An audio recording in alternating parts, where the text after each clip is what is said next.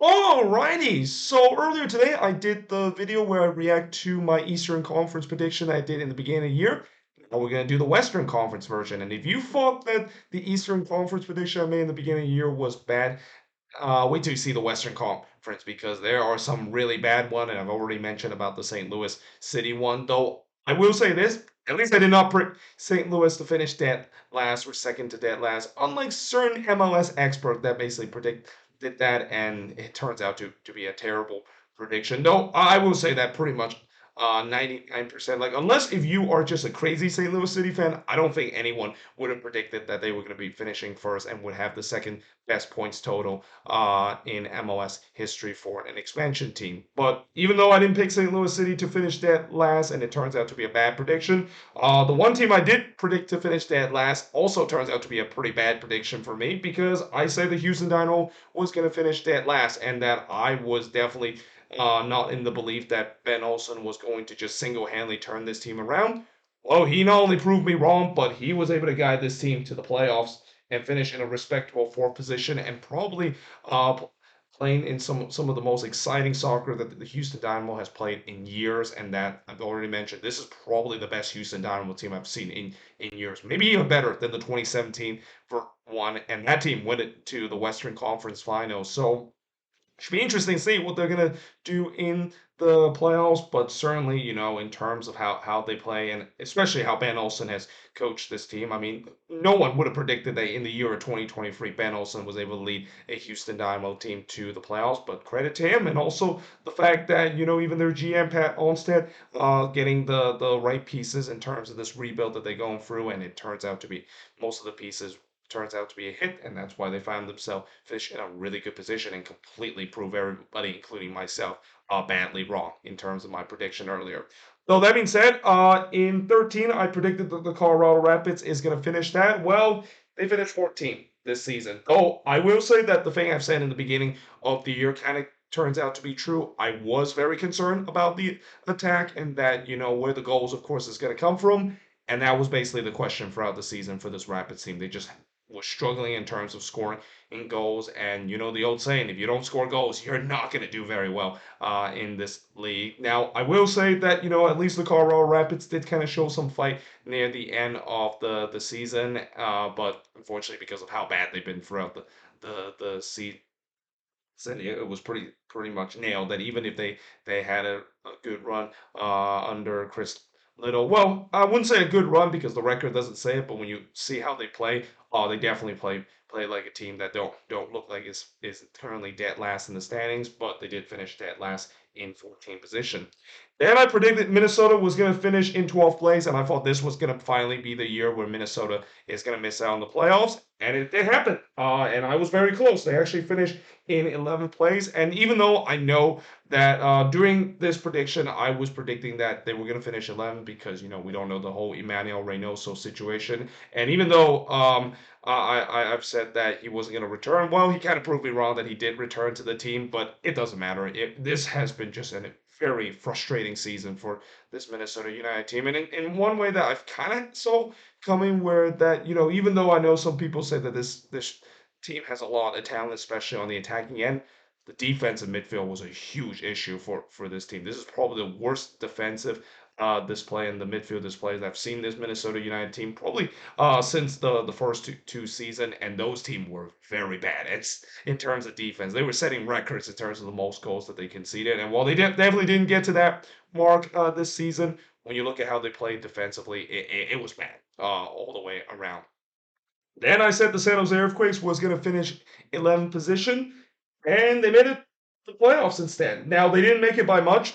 In fact, they were literally a loss away for them missing out on the playoffs, and that I was kind of proven right for the Quakes that I don't think they were ready to make it to the playoffs. And, I will say this, I can understand why Quakes fans probably are still frustrated even with them making the playoffs. I mean, you might think that I'm just being kind of a little optimistic saying that this is still a successful season for the Quakes, even though they barely scrape into the playoffs. Because, after what happened last season, you got to say that this is a team, the fact that they improve in terms of how they play, especially defensively, they have looked much better this season. Although a lot of that has to do with Danielle just kind of becoming one of the best goalkeeper I've seen that the Quakes had him, and a guy that has really locked down that number one spot to a point where I haven't seen that good of a goalkeeper for the Quakes since David Bingham was there. But still, at least they proved me wrong in terms of them making the playoffs. But now the question is, can they go far? Though the answer to that is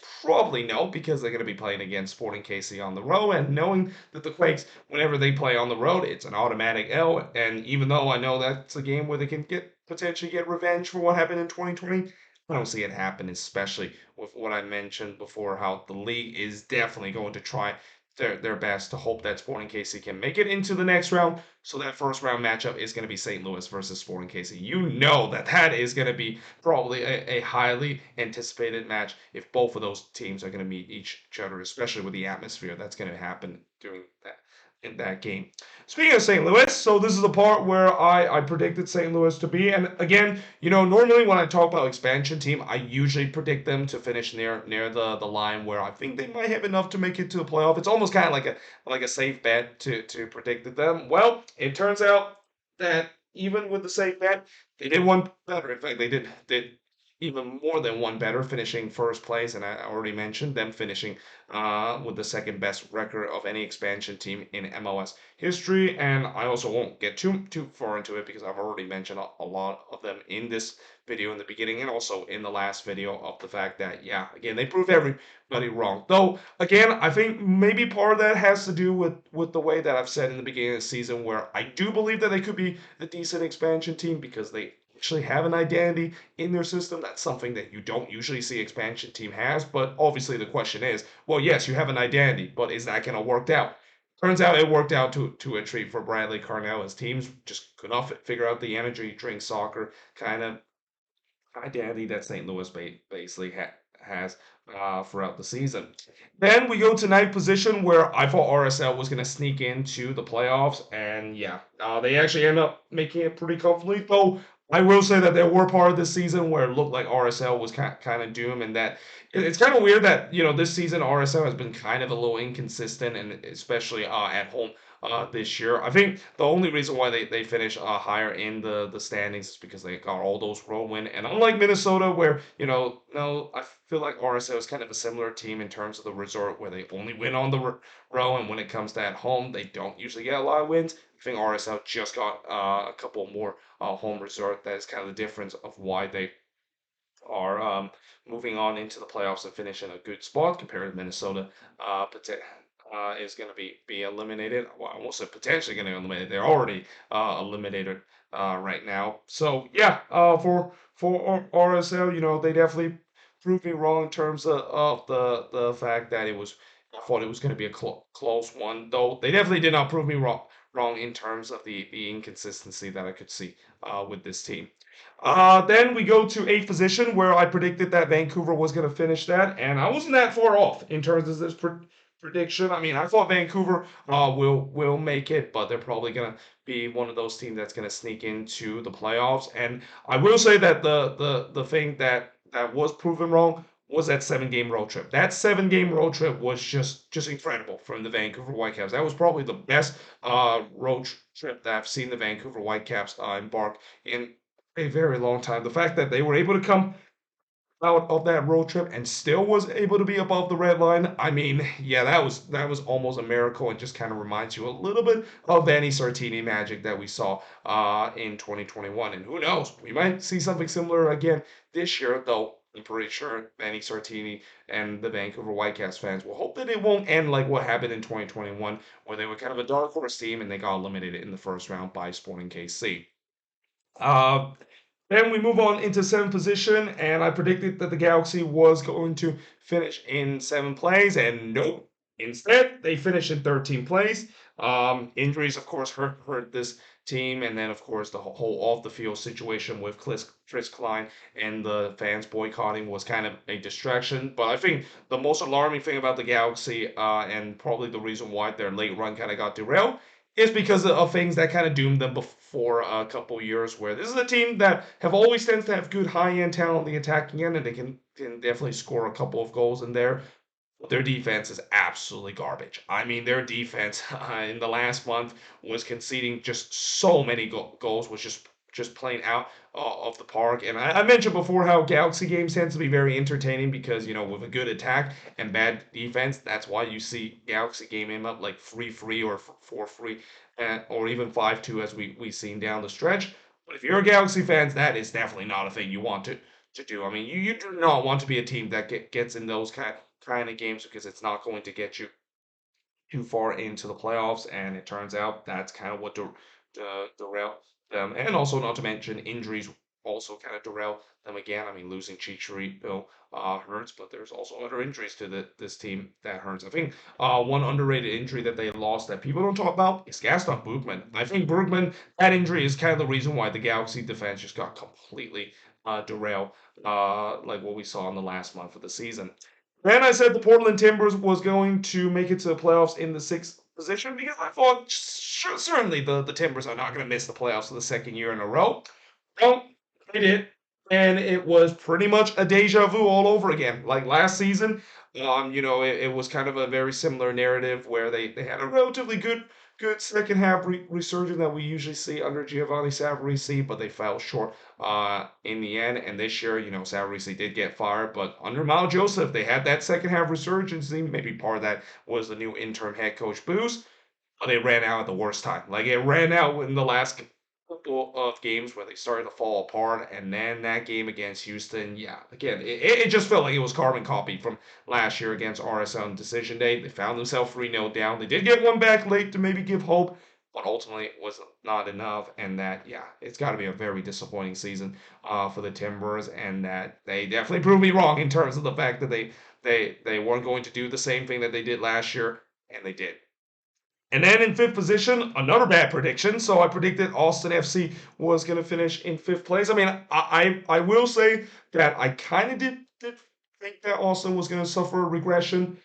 I didn't think it was going to be a regression to a point where they finished 12th in the standing and just have a massive collapse that we saw in the second half of the season after the Leeds Cup. I mean, that collapse is something that I think for John Wolf, he's probably very fortunate that he still has a job because that kind of collapse, usually coaches don't last as long, especially with how this season it feels like it's a revolving door in terms of head coaches leaving and go and come in, and that, yeah, we'll see how next season is going to be. I mean, I know in the year when they make it to the playoffs, as I mentioned that they were just kind of playing out of their heads and they were going to suffer some regression, but this year it was just a regression to not only to the mean but also to a point where there was a lot of underachievers on this team, especially on the attacking end and also on the defense end. Now, I said that Sporting KC was going to finish in fourth place. Now, the good news is, at least I predicted this team to make the playoffs, and they did make it to the playoffs. Though I definitely did not predict them to have just a roller coaster of a season that they have. I mean, I didn't expect them to start the season with 10 games without a win and still somehow make it to the playoffs. I mean, that's an achievement. Let alone Bowen miracle for this Sporting KC team. And that I will say that at least now that they're starting getting hot at the right time, and that you expect this is kind of the Peter Vermes team that could potentially go for a run, even though they're pretty low in the standings. And again, a lot of that has to do with all the battles that they've been going through, battling from being going the first 10 games without a win and looked like it was on verge of many Sporting KC fans seeing the end of Peter Vermes, but he's still here and he's still kicking and he's still proving the doubters wrong that he can still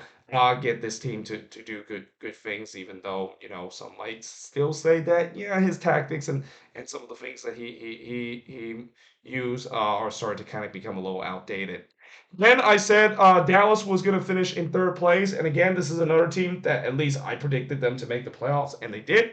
But it's definitely not in an impressive way. I mean, for FC Dallas this year, I thought this was the year where when you look at on the attacking end, they were going to show some improvement, and that they're going to get over the hump once they do get into the playoffs. It doesn't seem like it's going to happen this year, especially of how much they struggle on the defensive end. Like literally, or not the defensive end, but the offense of end on the attack. I mean, the defense is pretty much the only reason that they're still in this and carry them into the playoffs. And not to mention their goalkeeper Martin Paz also do that. He's after all still one of the most underrated, perhaps maybe the most underrated goalkeeper in the league. right now. Then I predict LAFC was going to finish in second position. Well, it looked like for a while they were going to do it, but they did um, get that 1-1 draw against Vancouver, and that pretty much dropped them down to third place. Again, some of these predictions I would have got it right if the decision day resort kind of got gone in a way where it would have been exactly where I predicted them to finish. So yeah, I mean, at least this one is not as bad as my previous couple of predictions that I made. And then of course I predicted the Seattle Sounders were going to finish first, and I think I've also said that they were going to win the Supporters Shield. Didn't happen. They finished second in the standings. Though I will say that this looked like it was a very Seattle Sounders like season, a very Brian Schmitz type of season where they have their struggle in the middle part of the season, and then they go on a second half resurgence, and this is where we've seen this story before, and this is why I've said that as unpredictable as the Western Conference is for this playoffs, because I think legitimately think that when you look at all these teams, there's really not much separated in terms of the quality, and that I think it could be unpredictable who is going to make it out of the West and make it to MLS Cup. You got to say Seattle is definitely going to be one of those teams because, again, if you look at the narrative, if you look at the past, the Seattle Sounders is following that and knowing that this could be the last hurrah, especially from what I heard, Ladero is announcing that this is going to be his final season for the Seattle Sounders. What a way for the Seattle Sounders to go give their legend out on a great farewell tour, winning the MLS Cup one last time. So yeah, that seems like it could be a possibility again, especially with the crazy second half resurgence that they're going through. But let me know in the comments below, what do you think of this video, and let me know in the comments below how bad I did in terms of the prediction. It's probably very very bad, and also let me know in the comments below your prediction that you made in the beginning of the season and how well you did, and I know for sure that if I catch anyone in the comment section said that I predict St. Louis City is going to finish first, you're clearly lying because nobody predicted St. Louis was going to finish first. Like, not even the most optimistic St. Louis City fan will say that they would finish top of the Western Conference in the beginning of the season. But there you have it. That is pretty much it for this video. And yeah, hope you guys enjoyed this video. If you do, make sure to leave a like, smash the subscribe button, and yeah, I, of course, will see you guys next time.